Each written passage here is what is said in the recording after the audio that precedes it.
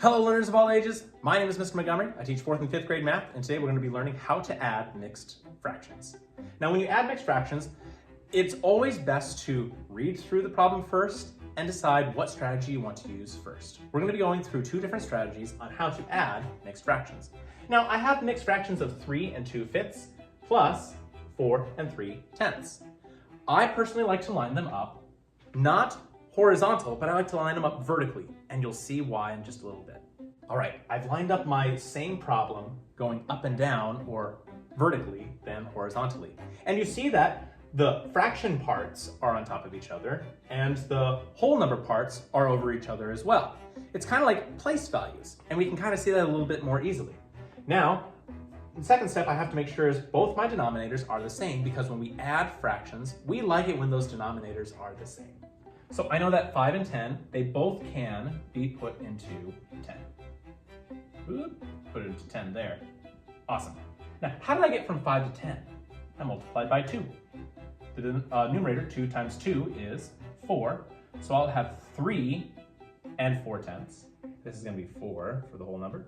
And that's going to stay 3/10 because nothing changed going from 10 to 10. Now I can just add the fraction part first. So 4/10 plus 3/10 is 7/10. And now I can add the whole numbers. 3 plus 4 is 7. Just double checking to make sure that 7/10 is in simplest form. Only way to make 7 smaller is to divide by itself, and I can't divide 10 by 7. So 7 and 7/10 is my correct answer. Let's take a look at, I had 3 admins. So I have 2 and 2/5, 6 and 1/3, and 4 and 1/5. But now I need to figure out a common denominator of 5, 3, and 5. Well, I can multiply 5 times 3 to get 15. So I'll put my 15s over here, and over here. Now, how did I get from 5 to 15? I multiplied by 3. And 2 times 3 is 6. The 2 as a whole number stays the same. 3 to 15, I multiplied by 5. 1 times 5 is 5, and the 6 stays the same. And going from 5 to 15, I multiply by 3. 1 times 3 is 3, and the 4 stays the same.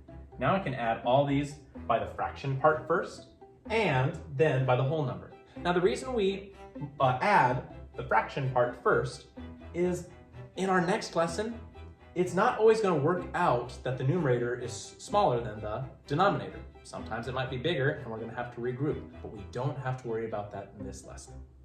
So 15 is going to be my denominator.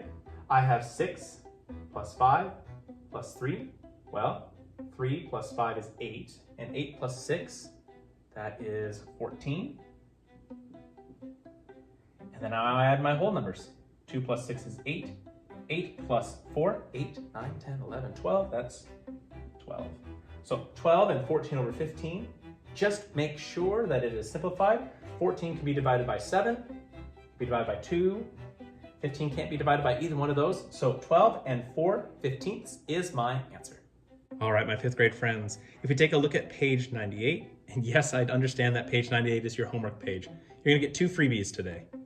If we take a look at number 1 and number 7, those are the problems that we're gonna be doing today. The directions say add, write the sum in simplest form.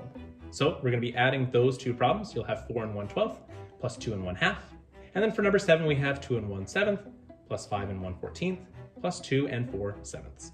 If you have any questions on how to add mixed numbers, please let me know when you come to class tomorrow.